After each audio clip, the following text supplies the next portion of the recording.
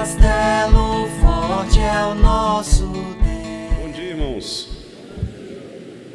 Nós vamos iniciar então aqui, nosso estudo nessa manhã. Nós vamos abrir lá em Malaquias,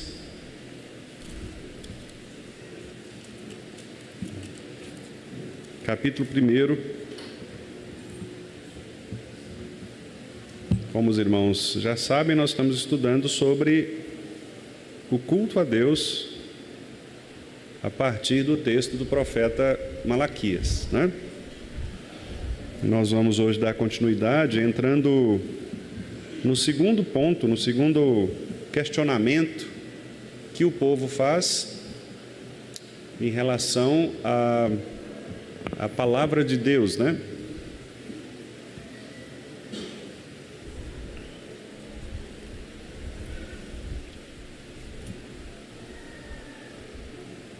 Vamos fazer, irmãos, juntos a leitura desse texto. Ele é um texto um pouquinho longo, né? São 14 versículos, mas vamos fazer a leitura juntos, a uma só voz. Malaquias, capítulo 1, de 1 a 14. Ok? Vamos ler juntos então esse texto. À medida que a gente lê, é importante, né? Porque a gente memoriza também, a leitura ajuda na memorização do texto, né? Então vamos ler juntos. Leiamos. Sentença pronunciada pelo Senhor contra Israel por intermédio de Malaquias. Eu vos tenho amado, diz o Senhor, mas vós dizeis: em que nos tem amado? Não foi Esaú irmão de Jacó? Disse o Senhor: todavia amei a Jacó, porém aborreci a Esaú, e fiz dos seus montes uma assolação, e dei a sua herança aos chacais do deserto. Se Edom diz: fomos destruídos, porém tornaremos a edificar as ruínas, então diz o Senhor dos exércitos: eles edificarão, mas eu destruirei, e Edom será chamado terra de perversidade e povo contra quem o Senhor está irado para sempre.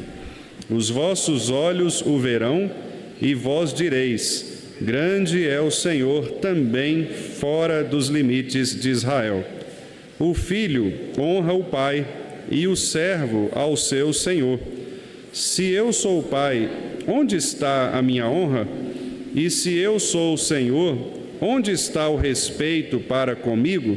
Diz o Senhor dos exércitos a vós outros, ó sacerdotes, que desprezais o meu nome. Vós dizeis: em que desprezamos nós o teu nome? Ofereceis sobre o meu altar pão imundo, e ainda perguntais: em que te havemos profanado? Nisto que pensais: a mesa do Senhor é desprezível. Quando trazeis animal cego para o sacrificardes, não é isso mal?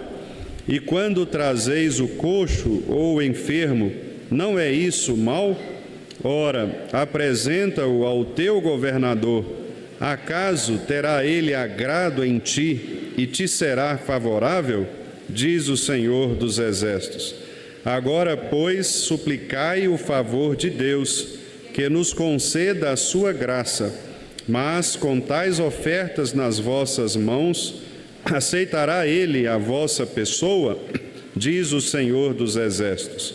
Tomara houvesse entre vós quem feche as portas, para que não acendesseis debalde o fogo do meu altar. Eu não tenho prazer em vós, diz o Senhor dos exércitos, nem aceitarei da vossa mão a oferta. Mas desde o nascente do sol até ao poente, é grande entre as nações o meu nome, e em todo lugar lhe é queimado incenso e trazidas ofertas puras, porque o meu nome é grande entre as nações, diz o Senhor dos exércitos. Mas vós o profanais, quando dizeis: a mesa do Senhor é imunda, e o que nela se oferece, isto é, a sua comida, é desprezível. E dizeis ainda: que canseira, e me desprezais, diz o Senhor dos Exércitos. Vós ofereceis o dilacerado, e o coxo, e o enfermo, assim fazeis a oferta. Aceitaria eu isso da vossa mão? Diz o Senhor. Pois maldito seja o enganador, que tendo um animal sadio no seu rebanho, promete e oferece ao Senhor um defeituoso, porque eu sou o grande rei, diz o Senhor dos Exércitos. O meu nome é terrível entre as nações. Amém, irmãos? Obrigado pela leitura, extensa, mas necessária nesse momento, para que a gente também possa trazer para os nossos ouvidos, o texto da palavra do Senhor. Vamos orar, meus irmãos, mais uma vez? Querido Deus, nós te agradecemos por este privilégio tão maravilhoso de podermos abrir novamente a tua palavra, para aprendermos um pouco mais a respeito do Senhor, a respeito do culto que o Senhor requer de nós e a respeito também de nós mesmos, porque à medida que olhamos para a tua palavra, nós também aprendemos um pouco a respeito de nós, quando a tua lei nos confronta e nos mostra os nossos pecados, para que possamos, ó Deus, em arrependimento, voltarmos para o Senhor em busca da tua graça, em busca do teu perdão, e assim nos ajustarmos à tua palavra, de maneira que o nosso culto seja um culto agradável, santo, puro, e um verdadeiro incenso aromático requerido pelo Senhor, como o bom perfume que o Senhor deseja de cada um de nós. Por isso nós te pedimos que nesta manhã, não somente aqui nesta classe, mas também nas demais, o Evangelho da graça de Cristo Jesus seja anunciado e nós possamos, ó Deus, aprender em todas as classes nesta manhã, desde as criancinhas pequenas até nós aqui, que o Senhor nos ajude para que a palavra do Senhor seja o centro da nossa igreja e para que os nossos corações sejam conformados a esta palavra, para que nos tornemos cada vez mais um povo obediente ao Senhor, um povo adequado à tua vontade. Dá-nos, ó Deus, portanto, esta bênção, nós te pedimos em nome de Jesus. Amém. Meus irmãos queridos, então nós vimos primeiramente que o povo de Israel se achava cansado e duvidando das promessas que os grandes profetas antigos, os maiores, como Isaías, Jeremias, Ezequiel, tinham feito em relação ao povo. As promessas de Deus para eles eram promessas atrasadas.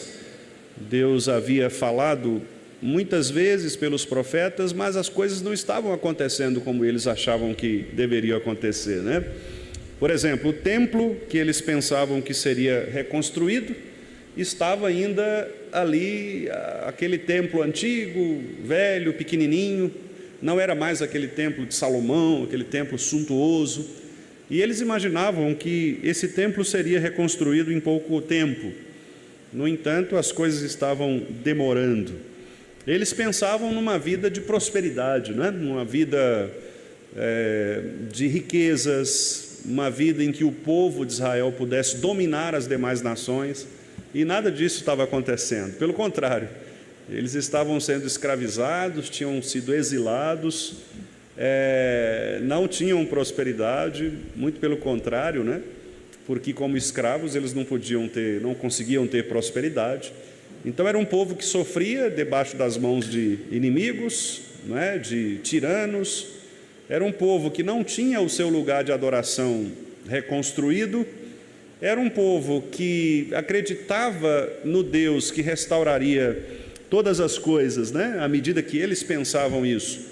Mas as coisas continuavam caminhando na perspectiva deles, como sendo assim, sem qualquer tipo de progresso, Então eles estavam desconfiados, muito desconfiados de Deus. porque Deus tinha prometido coisas e essas coisas, na visão deles, não estavam acontecendo. Então, se nós formos nos colocar no lugar deles, talvez nós tenhamos um sentimento parecido, né? Porque talvez você pense assim: nós vivemos numa geração tão difícil e Deus prometeu algumas coisas para a igreja, né? E será que essas coisas têm acontecido mesmo? Porque quando a gente olha, a gente vê cada vez mais podridão, cada vez mais pecados, cada vez mais iniquidade, o povo de Deus sofrendo, né? Então os irmãos percebem que grande parte da compreensão do Evangelho, né, de quem Deus é e de quem é a igreja, passa muito por essa compreensão da certeza da palavra de Deus e do que ela diz a respeito da igreja, a respeito do povo. Por isso que a teologia da prosperidade, que é uma teologia que é muito divulgada, né, no Brasil, especialmente por algumas denominações neopentecostais, esta é uma das razões por que a teologia da prosperidade faz tão mal ao povo evangélico brasileiro. Porque a teologia da prosperidade, ela promete coisas que não existem, coisas que a Bíblia não promete. Ela promete bênçãos que Deus não promete. Então você não pode dizer para uma pessoa: olha, aceite Jesus e os seus planos serão realizados, aceite Jesus e a sua vida vai mudar, não é? Você vai deixar de sofrer, pare de sofrer, não é? Esse tipo de mensagem, que são mensagens bastante humanistas, centradas no homem, são mensagens antibíblicas. Jesus Cristo, no seu Evangelho, e mesmo no Antigo Testamento, nós nunca tivemos esse tipo de promessa, né? Pelo contrário, o povo de Deus sempre foi avisado de que algumas coisas ruins aconteceriam por causa do próprio nome de Deus. À medida que nós amássemos o nome de Deus, à medida que nós pregássemos o nome de Deus, vivêssemos o nome de Deus, nós atrairíamos contra nós perseguições, não é? O próprio Jesus Cristo disse isso várias vezes aos seus discípulos, inclusive no primeiro sermão que Cristo fez publicamente, Mateus capítulo 5, não é? Nós estudamos aqui, inclusive, quando Jesus disse: olha, bem-aventurados se vocês forem perseguidos por causa da justiça. E isso não é um privilégio só de vocês, os profetas também passaram por isso, os nossos pais passaram por isso. Eles foram perseguidos por causa do meu nome. Então, sofrer pelo nome de Cristo, sofrer por levar a sério quem Deus é numa sociedade estrangeira, né, é algo positivo, é bem-aventurança. A Bíblia chama isso de bem-aventurança. Jesus disse que para entrarmos no reino dos céus é necessário sofrer. Nós passaríamos por problemas. No mundo tereis aflições, né? Então, nós nunca fomos desavisados ou surpreendidos no sentido de que para ser crente, para seguir a Jesus, nós passaríamos por problemas, por provações, por dificuldades, por perseguições. E o povo do Antigo Testamento também foi avisado. Os profetas falavam sobre isso, especialmente no campo da obediência, né? Desde o início, se nós abrirmos lá em Gênesis, nós veremos que Deus, desde o início, dizia que se o povo fosse obediente, o povo gozaria das bênçãos, das bem-aventuranças, da companhia de Deus. Contudo, se o povo desobedecesse, viria sobre eles também a disciplina, viria sobre eles o castigo. Sempre foi assim. E mesmo em situações em que o povo era obediente, Deus também poderia provar este povo, como foi o caso de Jó, que mesmo não tendo um pecado especificamente para ser tratado, passou também pela fornalha de provação do Senhor. Deus o fez passar por todo aquele processo que nós conhecemos, né, para que ele pudesse ser aperfeiçoado na fé. Então, o povo de Israel nunca foi desavisado em relação ao modo de Deus agir. Contudo, meus irmãos, como nós já falamos aqui outras vezes, o fato de este povo viver numa sociedade pagã fez com que esse povo misturasse as teologias, com que esse povo confundisse a noção de Deus. E quando nós confundimos a noção de Deus e nós misturamos a compreensão que o mundo tem a respeito de Deus e que a Bíblia traz a respeito de Deus, nós vamos ter problemas na nossa vida, porque uma má doutrina uma doutrina capenga, uma teologia fraca, ela nos faz também ter uma compreensão fraca de quem Deus é, uma compreensão imperfeita de Deus, né?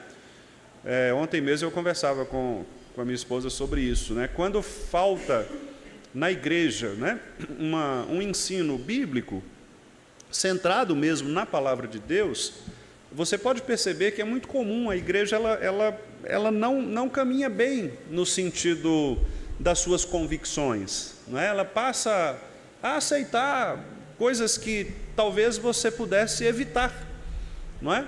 Começam a entrar práticas na igreja, começam a entrar ideias que não são bíblicas, e às vezes elas não são nem pecaminosas em si, não são nem pecaminosas em si, mas são práticas inadequadas talvez, ou vazias, às vezes sem sentido, que não vão trazer para a igreja uma relevância, um crescimento, né, espiritualmente falando. E tudo isso passa então exatamente pela boa doutrina. Pela boa doutrina. Eu não quero dizer também com isso que igrejas que tenham boas doutrinas não possam ter problemas, porque, por exemplo, a igreja de Éfeso, que com a graça de Deus nós vamos estudar no sermão seguinte, né, lá no Apocalipse, a igreja de Éfeso, os irmãos vão perceber que era uma igreja muito boa teologicamente. Jesus Cristo elogia a igreja de Éfeso porque era uma igreja doutrinariamente muito boa. Ela inclusive era capaz, né? Jesus diz lá na primeira carta, né, quando ele escreve ali, Apocalipse capítulo 2, Éfeso é a primeira carta, né, que recebe, primeira cidade, primeira igreja que recebe a carta de Jesus Cristo, e na carta Jesus claramente diz, né, olha, vocês são muito bons teologicamente, vocês são capazes de identificar as falsas doutrinas, as heresias, vocês inclusive expulsaram do meio de vocês aqueles que eram falsos mestres. Então, Jesus elogia muito a igreja de Éfeso, mas ele traz um problema. Ele diz, olha, contudo, vocês abandonaram o primeiro amor. Quer dizer, aí Jesus toca num outro ponto, que é o ponto da prática que a doutrina nos leva a realizar, né, a fazer.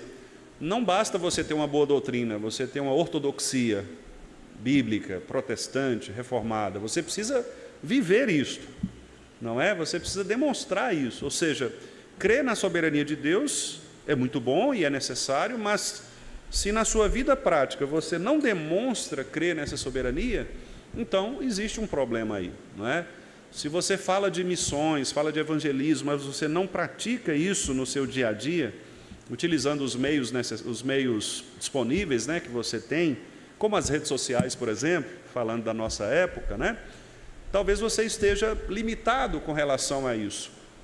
Então, a boa doutrina ela deve gerar uma boa prática cristã, uma vida cristã diferenciada. De fato, né, nós vamos ver isto. Mas o que eu estou enfatizando aqui é que, se nós não tivermos uma boa doutrina, quase sempre nós somos levados para um tipo de fanatismo religioso, ou nós permitimos que mentiras, heresias, falsas pregações, elas entrem na igreja, meus irmãos, e é muito fácil, e vocês sabem disso por experiência própria, é muito mais fácil você acreditar em mentiras do que na verdade, né? Isso acho que está na nossa própria constituição humana, né, de pecadores. É muito mais fácil você fazer o que é errado do que fazer o que é certo, né? É mais fácil, porque fazer o errado combina mais com a nossa natureza caída. Então é mais fácil você fazer errado do que fazer certo, né? Porque a nossa natureza pecaminosa, ela nos inclina para o que é errado, para o que é pecaminoso. A natureza restaurada de Cristo é que nos conduz para o que é certo. Então, por isso que Paulo fala, né, daquela guerra lá entre espírito e carne, né? Porque, na verdade, assim, a gente quer fazer as coisas que são mais fáceis. E as coisas mais fáceis, geralmente, são aquelas que nos levam para longe do Senhor. As coisas mais difíceis, que exigem de nós renúncia, exigem de nós compromisso, seriedade, elas são mais tensas, né, para se realizar. Então, a boa doutrina ela vai te dar este direcionamento, não é? Essa é uma das razões pelas quais estudar os catecismos, estudar os nossos símbolos de fé, estudar a nossa teologia, a nossa doutrina. Por isso é tão importante. Eu sei que às vezes, né, as pessoas, em geral, né, de modo geral, não aqui na nossa igreja não, graças a Deus, mas de modo geral, as pessoas assim, elas se adequam mais a um tipo de ensino que é um ensino mais popular, né? Talvez falando de temas que são temas mais contemporâneos, temas mais populares. Você pode fazer uma pesquisa aí na internet, você vai ver que muitas igrejas caminham nessa direção, né? De tratar de temas mais contemporâneos, etc. E poucas delas tratam de doutrina, não é? Poucas delas ensinam doutrina, ensinam teologia, poucas delas têm um curso de teologia, né, para ser ensinado. E não que seja errado nós tratarmos de temas contemporâneos, obviamente não é, tem o seu lugar também, né?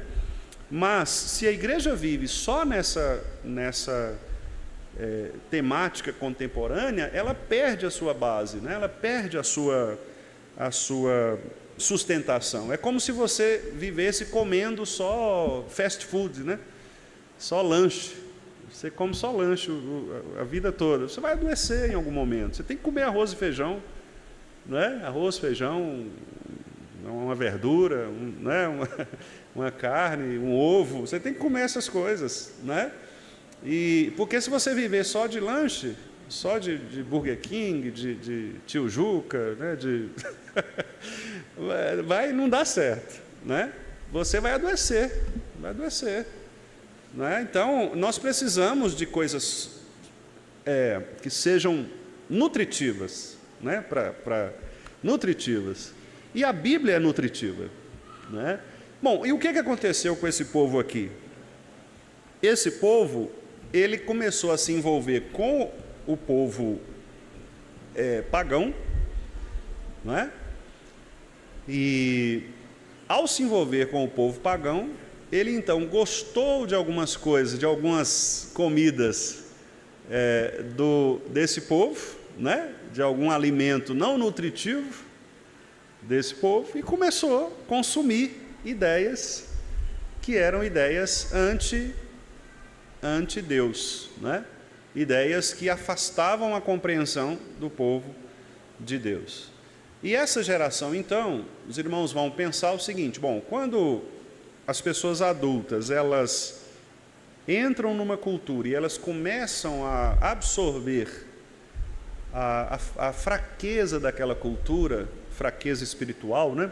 A fraqueza teológica, naturalmente isso vai se espalhando também para os filhos.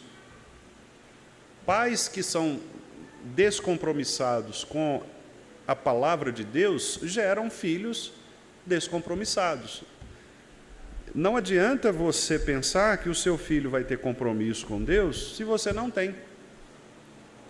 Isso é uma coisa mais incoerente que alguém possa argumentar, né? Se você não dá o exemplo, não queira exigir do seu filho que ele faça algo que você não faz. Não adianta. Ah, meu filho, você tem que orar. Mas você ora. Você tem que ler a Bíblia, você lê. Você tem que ir para a igreja, você vai. Então, o filho ele vai naturalmente copiar, espelhar aquilo que o seu líder faz.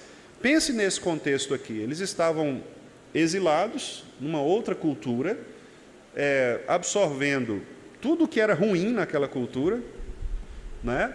A religião diferente, as práticas de culto idólatras. E alguns deles começaram a gostar. Começaram, se não gostar, pelo menos namorar ali com aquela cultura meia boca, pagã, que não levava a sério o compromisso de Deus com o povo, né? Bom, quando eles voltam, nós falamos sobre isso já algumas vezes, né? Quando eles voltam, eles se sentem desconfortáveis. Aqueles que voltam, né? Porque nem todos voltam. Alguns ficam lá porque preferiram a cultura pagã. Mas os que voltam desconfortáveis. Porque ele volta agora no contexto de que Deus está aqui agora exigindo deles uma postura séria, mas eles não sabem muito bem o que fazer, né? É tipo aqueles cachorros de rua, né? Que, o cachorro de rua, você não sabe bem o que fazer, né? Você chama, ele não tem o costume, ele não é orientado, não é? Ele vive ali na rua solto. Então, essas pessoas, elas voltaram, mas ficaram assim: o que é isso aqui, né? Isso aqui é novo para nós. Essa religião aqui é nova para nós. Porque tinham pessoas menores, tinham crianças, tinham adolescentes e tinham adultos também. O que nós vamos fazer, não é? Outros voltaram já com aquele sentimento de não quererem se adequar novamente ao modelo de culto de Israel, porque eles viram um outro modelo de culto e agora eles voltam para o modelo de culto de Israel e eles falam: isso aí já passou, isso é coisa antiga, né? É mais ou menos o seguinte: a Igreja do Vale tem um modelo de culto, e aí alguém, por uma época, passa um tempo numa outra igreja que tem um modelo de culto diferente, não é? Ela volta e ela começa a questionar, falando: peraí, tá? Ela se sente desconfortável, porque ela experimentou um outro modelo de culto, achou que aquele outro modelo de culto era um modelo adequado, suficiente. Quando ela volta desconfortável, não é? Então era mais ou menos esse o cenário. Pessoas que estavam desconfortáveis em relação a esse modelo de culto, e pior do que isso, né? E aí esse é o ponto do profeta Malaquias. Eles não só demonstravam desconforto com relação ao culto, mas eles agora demonstravam, além desse desconforto, eles demonstravam também, como o próprio texto diz aqui, né? No trecho que nós lemos, eles demonstravam desprezo pelo culto, né?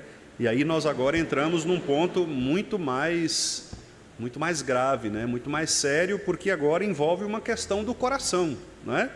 Não era só uma questão de preferência, de achar: eu prefiro um culto assim ou eu prefiro um culto assado. Não, agora eles estavam diante de uma situação de desprezar o ser de Deus e desprezar aquilo que Deus requeria deles. Então, o primeiro capítulo trata destas duas coisas: o desprezo do povo por Deus, que foi a primeira parte que nós já vimos, que quando o povo desprezou o amor de Deus, o povo questiona: o Senhor nos ama mesmo? Como é que o Senhor nos ama? Ironicamente, o povo desconfia do amor de Deus para com eles, e Deus então faz aqui, em poucas palavras, um tratado teológico acerca da eleição, né? Porque ele diz: olha, eram dois irmãos, Esaú e Jacó, eu preferi Jacó, não preferi Esaú, então Jacó são vocês são os eleitos. E quando os edomitas, que são os povos que foram oriundos de Esaú, quando os edomitas se levantarem contra vocês, eu vou proteger vocês. Os edomitas podem até construir seus impérios, mas eu vou destruir os impérios. E no final das contas, todo mundo, os olhos todos verão, versículo 5, né? Todo mundo verá e dirá: grande é o Senhor também fora dos limites de Israel. Então essa é a resposta que Deus dá ao questionamento do povo: o Senhor nos ama mesmo? Não, nós não estamos vendo esse amor na prática. E Deus diz: claro que eu amo, tanto amo que eu escolhi vocês e vou protegê-los como povo, não individualmente, mas como igreja, como povo. Vou protegê-los, nada vai se levantar contra vocês, e aqueles que se levantarem serão destruídos. Mas agora o povo questiona, além de já ter questionado o amor de Deus por eles, o povo agora questiona a honra de Deus.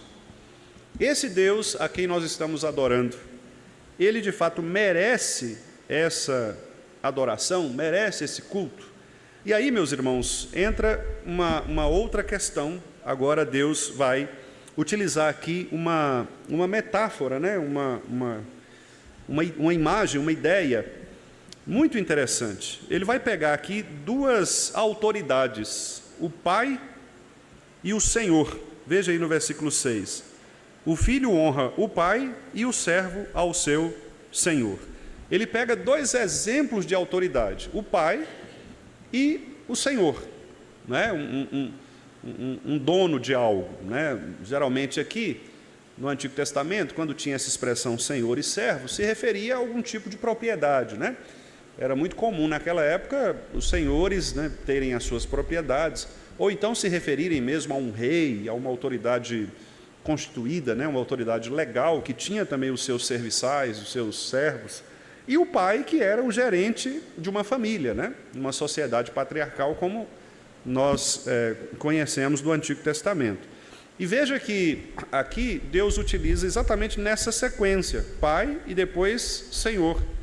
Porque a ideia é, existe uma autoridade dentro de casa e existe uma autoridade fora de casa, que é uma autoridade social. Existe um pai que lidera dentro de casa e existe senhores que nos lideram na sociedade, não é? Fora de casa. Tanto é que mais à frente, de novo, o Senhor vai fazer uma comparação, quando ele vai usar aqui governador, né? Ele diz assim, experimente levar diante de um governador o que vocês têm trazido para mim. Lá no versículo 8, na metade do versículo 8. Ora, apresenta-o ao teu governador. Acaso terá ele agrado em ti e te será favorável? Então veja que aqui a ideia de fato é de uma liderança dentro de casa e de uma liderança fora de casa, de uma liderança política, de uma liderança na sociedade. E é interessante porque Deus faz essa comparação para mostrar onde estava o coração destas pessoas, com quem elas estavam mais preocupadas. Nós somos informados pelo profeta Ageu. Aliás, vamos abrir lá em Ageu, só para que os irmãos possam ver, né, com os próprios olhos aí, não ficar apenas na minha citação. Se você voltar um pouquinho aí, você vai chegar em Ageu. No profeta Ageu, nós temos o contexto, porque os profetas, eles profetizaram nessa mesma época, né? Esses profetas Ageu, Zacarias, Malaquias, já havia passado, né, a época de Esdras, de Neemias. A época de Esdras e Neemias é a época em que eles estão voltando desse exílio. E aí nós temos Ageu, Zacarias, Malaquias falando depois da volta, ou seja, quando eles já estão em Israel de novo, depois dessa volta do exílio. E Ageu, ele diz o seguinte, no versículo 4, versículo 3, né, ele diz, veio a palavra do Senhor por intermédio do profeta Ageu, dizendo, e aí Deus diz assim, acaso é tempo de habitardes vós em casas apaineladas, enquanto esta casa permanece em ruínas? Então aqui os irmãos percebem, e também o versículo 6, antes de eu comentar, tendes semeado muito e recolhido pouco, comeis, mas não chega para fartar-vos, bebeis, mas não dá para saciar-vos, vestivos, mas ninguém se aquece, e o que recebe salário, recebe-o para pô-lo num saquitel furado. Versículo 9, esperastes o muito, e eis que veio a ser pouco, e esse pouco, quando o trouxestes para casa, eu com um assopro o dissipei. Por quê? Diz o Senhor dos Exércitos, por causa da minha casa, que permanece em ruínas, veja, ao passo que cada um de vós, percebe, irmãos, antes ele fala do todo, agora ele fala individualmente, cada um de vós, corre por causa de sua própria casa. Então, o grande problema do povo era a preocupação individualista. Os israelitas agora não estavam mais preocupados quanto a ser povo de Deus, mas cada um estava preocupado com o seu próprio umbigo. Percebe? Então eles não tinham mais aquela ideia de igreja, de coletividade, de povo. Eles estavam preocupados agora com a satisfação própria, a satisfação pessoal. E os irmãos sabem muito bem, por experiência própria, que nós vivemos uma cultura individualista. porque a nossa cultura ela tem enfatizado cada vez mais o indivíduo. O indivíduo se torna mais importante do que o coletivo. Está aí um problema, né? Eu vou fazer aqui só um parênteses, porque eu sei que tem alguns irmãos aqui que gostam de fazer leituras desse campo, né? Do campo político. Está aí um dos problemas do liberalismo político, a ênfase no indivíduo.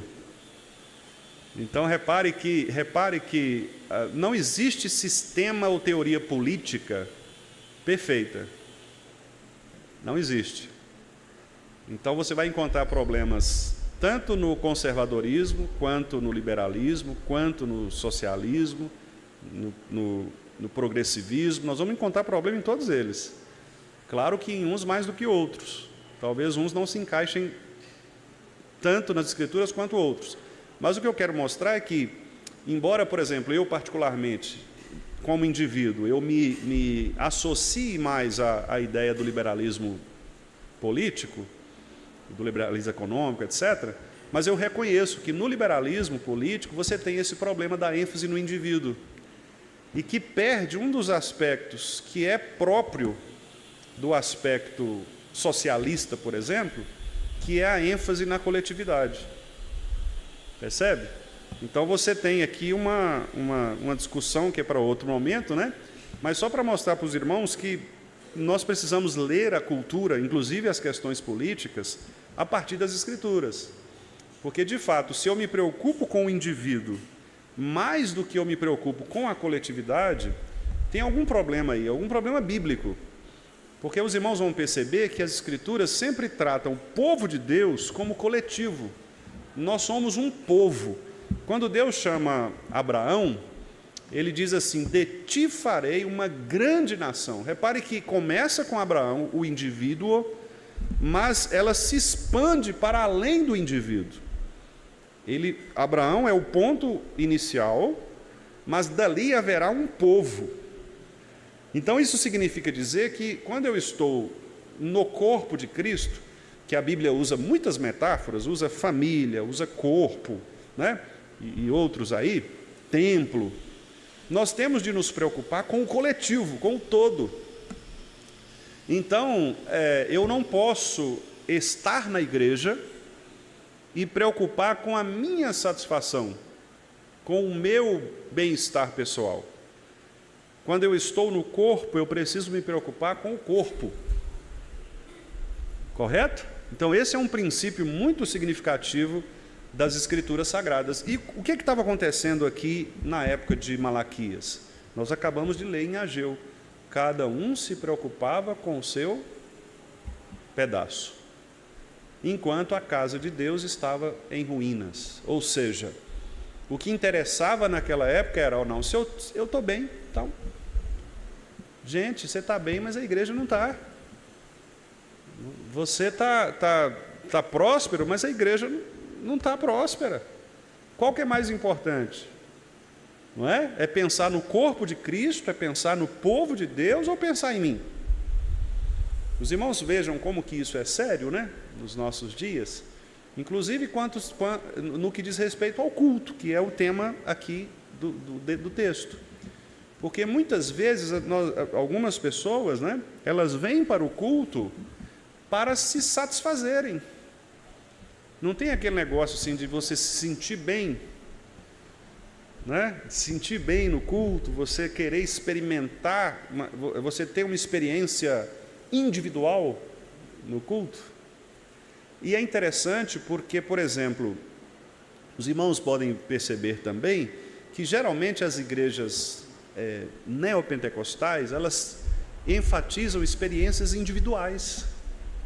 Basta você olhar qualquer tipo de cerimônia, culto, né? Vamos chamar de culto, embora a gente saiba que quase sempre não é, mas um culto neopentecostal, né? Você tem ali pessoas individuais, indivíduos mesmo, manifestando algum tipo de unção, não é? Esses dias eu vi na internet a unção do cavalo. O pregador lá relinchava Era a língua, né? A língua poderosa, a unção que o Espírito tinha dado ali. E eu fiquei na dúvida se era um cavalo ou um jumento, né? Porque para fazer isso é mais para um jumento que para um cavalo.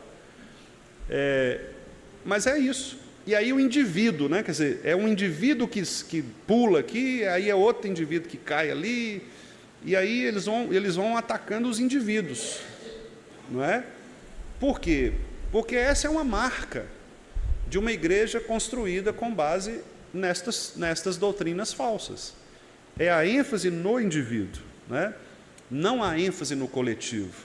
Então, se eu venho ao culto público, e aí eu estou fazendo só um parênteses aqui para adiantar um tema que nós vamos tratar depois, mas só para não deixar de falar sobre isso, se eu venho ao culto público, olha o nome do culto, público, significa que eu não tenho que satisfazer a minha intenção. Você tem a sua relação com Deus individual. A Bíblia fala que você vai entrar no seu quarto, vai orar em secreto o seu pai vai te responder. Esta é a relação individual que você tem com Deus. E nesta relação individual, ninguém tem que dar palpite. Tá certo? Ninguém tem que dar palpite. O que a Vanessa faz lá no seu quarto, sozinha com Deus, na sua oração, é ela. Eu não tenho que dar palpite. Mas a partir do momento que a Vanessa vem para o culto público, ela deixa de ser Vanessa. Ela agora é corpo. Ela é um povo que se reúne coletivamente. Então agora a Vanessa não pode, nesse culto que é público, agir individualmente.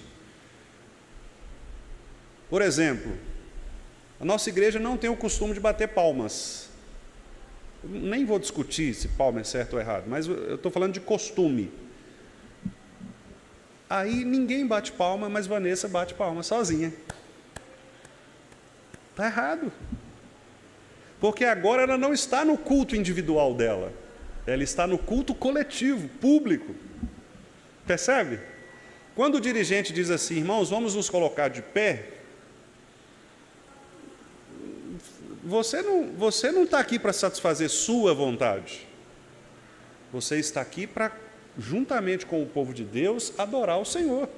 Então, coloque-se de pé, a menos, claro, né, irmãos, que haja alguma limitação, algo, né?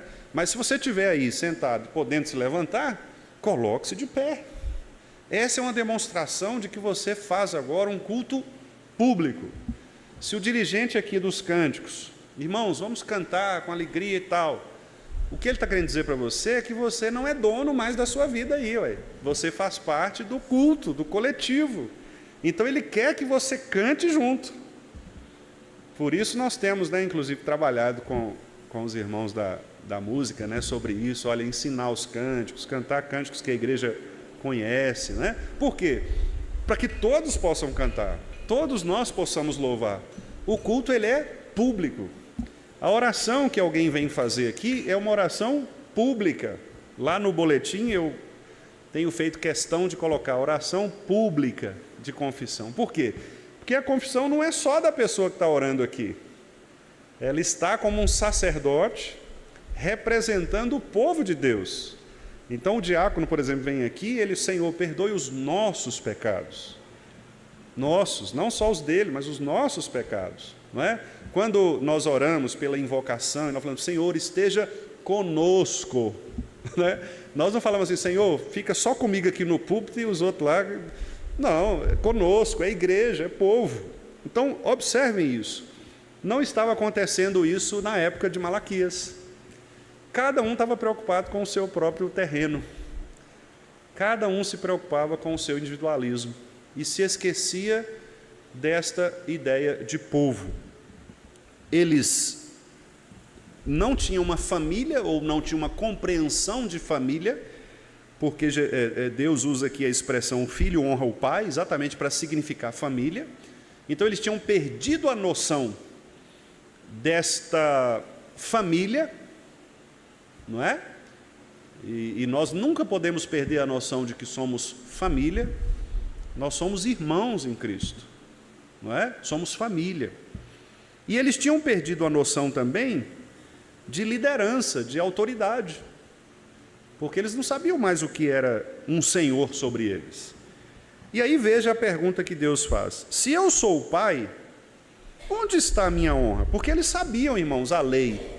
Veja que o problema deles aqui não era não saber a lei. Eles sabiam a lei, assim como muitos crentes sabem a Bíblia, não é? E às vezes é curioso quando você percebe que pessoas, às vezes, antigas de igreja, né? E às vezes elas até falam isso, falam: pastor, já li a Bíblia tantas vezes e tal, e você não vê aquela pessoa praticando.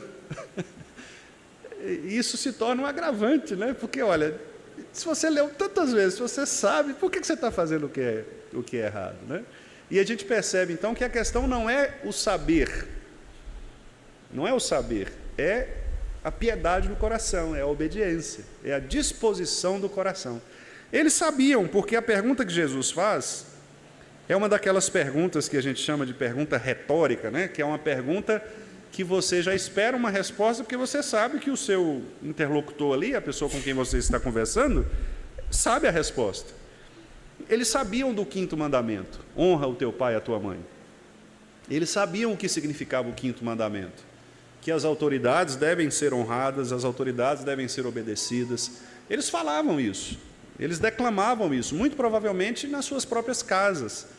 Mas o problema não era, como eu disse, eles saberem a respeito desta verdade. O problema era eles viverem esta verdade. Se eu sou o Pai, cadê a minha honra? Se eu sou o Senhor, onde está o respeito para comigo? Diz o Senhor dos Exércitos. Então repare que aqui ele está atacando diretamente o 5º mandamento. E com isso, Deus está nos mostrando, meus irmãos, que muitas vezes, na nossa relação cultica, nós perdemos a noção diante de quem nós estamos. A quem nós estamos cultuando? Ele é um parça? Ele é um amigão que está aqui do meu lado, um parceiro, não é? Ou ele é pai, ou ele é Senhor? Onde está a minha honra? Onde está a reverência que eu tenho por merecimento? Né? Esse é o questionamento de Deus. É como se Deus estivesse dizendo: olha, vocês não estão diante aqui de um igual, de um parça. Vocês estão diante de uma autoridade.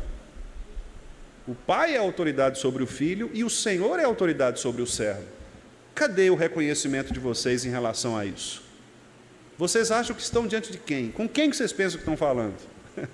Esse é o questionamento de Deus. E aqui tem uma questão interessante, porque, diferentemente do texto anterior, dos versículos 1 a 5, no versículo 6, Deus dirige esta pergunta para um público específico, que são os sacerdotes. Olha aí o finalzinho do versículo 6. Diz o Senhor dos Exércitos a vós outros: ó sacerdotes que desprezais o meu nome. Por que ele agora se refere aqui aos sacerdotes? Porque os sacerdotes eram liderança sobre o povo. E se a liderança estava desprezando Deus, que diria o povo? Ou seja, a ideia de Deus aqui é: tudo começa com o líder. Vamos pensar na nossa geração. Se o pastor da igreja, ele despreza o ser de Deus na sua prática cultica, por exemplo, o povo vai desprezar. Isso é né? 100%. 100%. Porque o povo vai seguir o líder. Então, se eu começo, por exemplo, a dar aos irmãos uma orientação a respeito do culto, diferente daquela que as Escrituras ordenam, eu sou responsável por isso. Eu sou responsável pelo descaso que os irmãos, porventura, tenham em relação a Deus. E nesse ponto, a Igreja Presbiteriana do Brasil, ela é muito sábia, né? Ao responsabilizar o pastor, o docente, o ministro, pela liturgia do culto. É muito sábia ao fazer isso. É uma função privativa, nem é do conselho, é do pastor. O pastor, ele é responsável pela liturgia do culto. Responsável, constitucionalmente. Então, se eu sou irresponsável em relação à liturgia, levando os irmãos a adorarem a Deus de uma maneira irresponsável, irreverente, etc., a culpa é minha. A culpa é minha. Então vejam a responsabilidade. Ele está se referindo aqui diretamente à liderança. E aí, irmãos, os líderes, como infelizmente alguns pastores também fazem hoje, perguntaram o seguinte, a última frase do versículo 6. Em que nós temos desprezado o teu nome? Olha, os irmãos percebem que Deus não cita a palavra nome. Olha para vocês verem como que o texto bíblico é interessantíssimo, né? A pergunta de Deus é: onde está a minha honra? E a pergunta deles, que é uma resposta a Deus, é: em que temos desprezado o teu nome? Repare que eles não perguntam assim: em que nós temos desonrado o Senhor? Conseguiram perceber? São perguntas diferentes. Deus pergunta assim: onde está a minha honra? Eles não falam em que nós temos desonrado. Eles falam assim: em que nós temos desprezado o teu nome? Sabe por quê? Porque agora eles reconhecem, mesmo sem terem a consciência de falarem isto, no coração, eles sabem que estão quebrando o terceiro mandamento: tomar o nome de Deus em vão. Porque tomar o nome de Deus em vão significa não adorá-lo como Ele é. Tomar o nome de Deus em vão é chegar para o culto, usar expressões que não condizem com o ser de Deus. E nós podemos fazer isso de várias formas.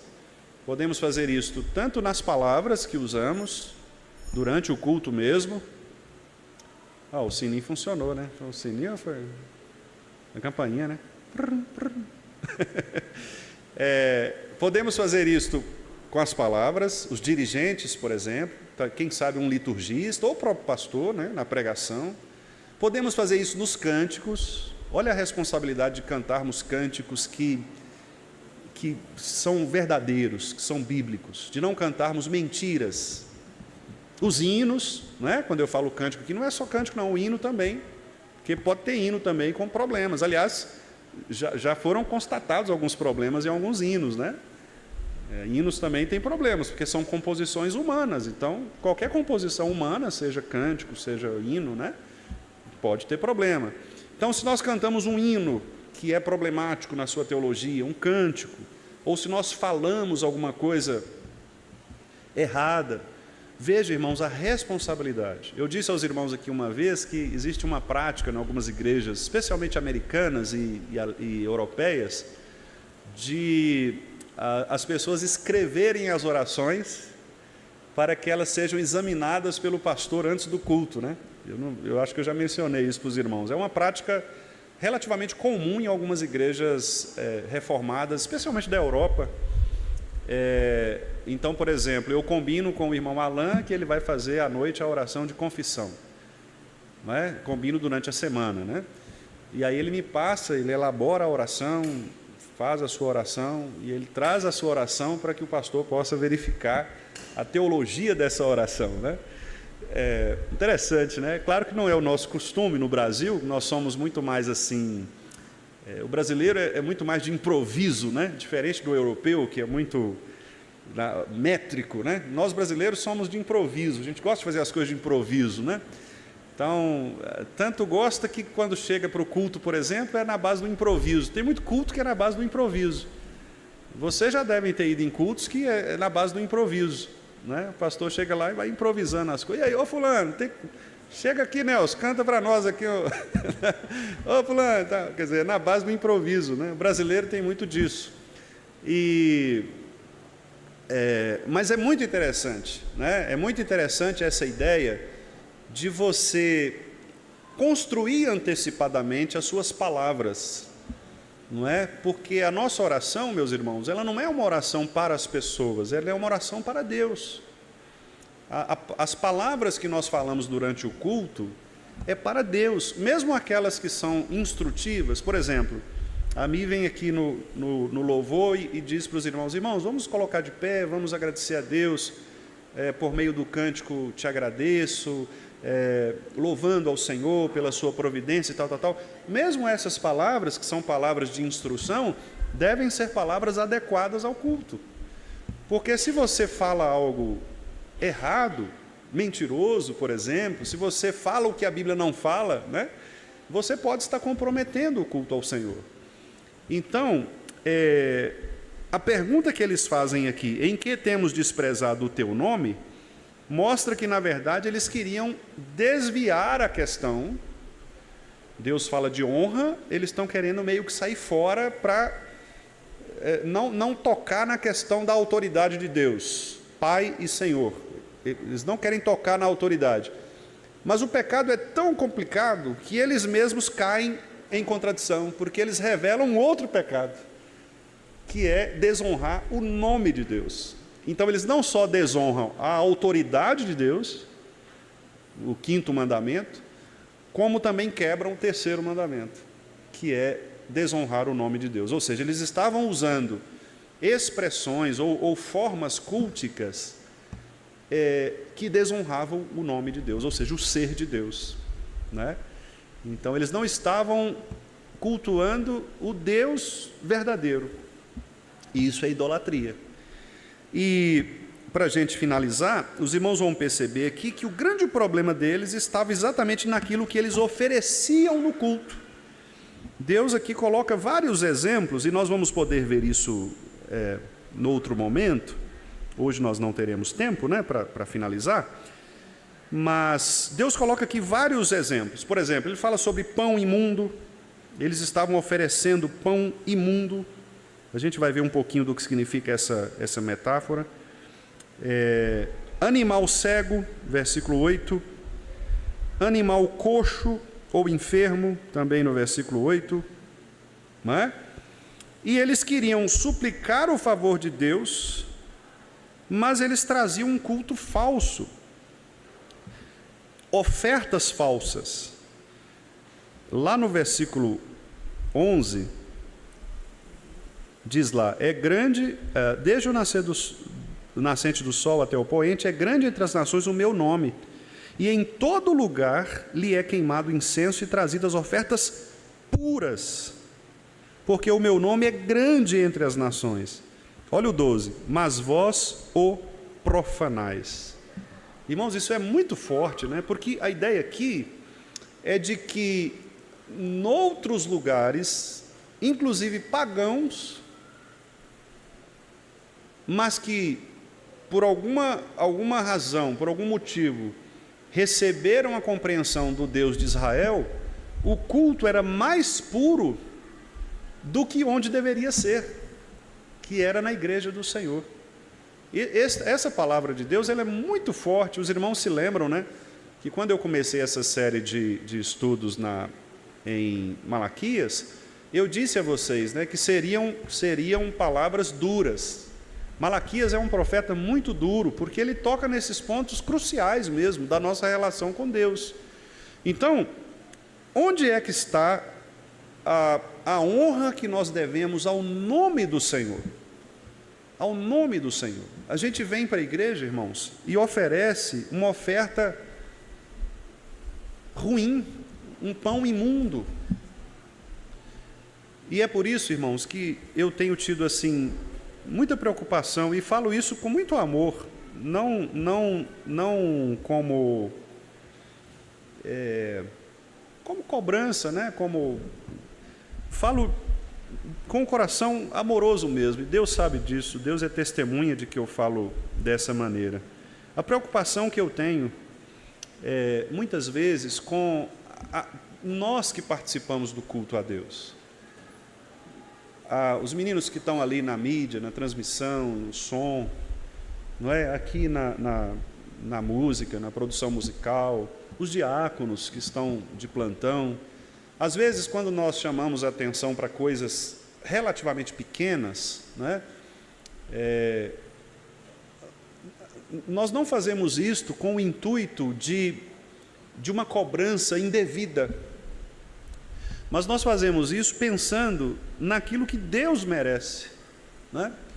Se eu tenho um culto bagunçado, um culto improvisado, um culto em que as pessoas, como eu disse, né, chegam e quebram galho, né?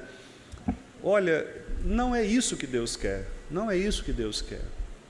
Então, se eu sou um cantor, se eu faço parte do vocal aqui do grupo, se eu sou um instrumentista, se eu sou o operador de som, se eu sou o diácono que está de plantão, se eu sou o liturgista que vai conduzir o culto, eu preciso ter em mente que o meu serviço naquele dia é um serviço especial e eu preciso me preparar para ele.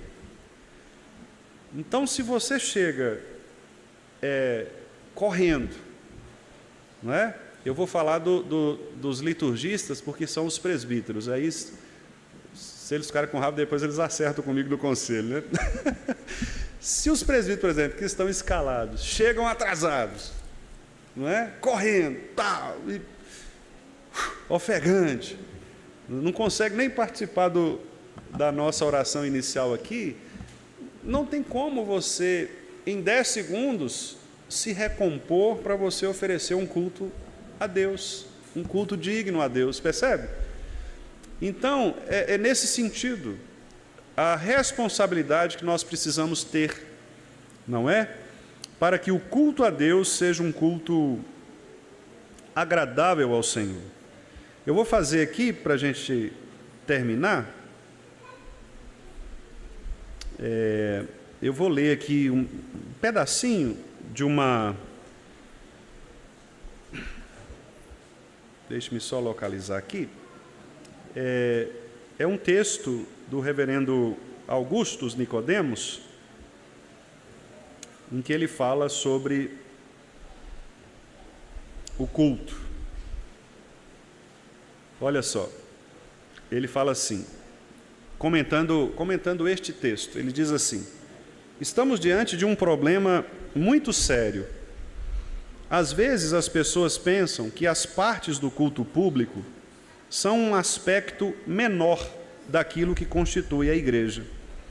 Na verdade, o culto a Deus é onde desembocam todas as faces da igreja. É onde desemboca o discipulado, a doutrina, aquilo que acreditamos sobre Deus, sobre a igreja.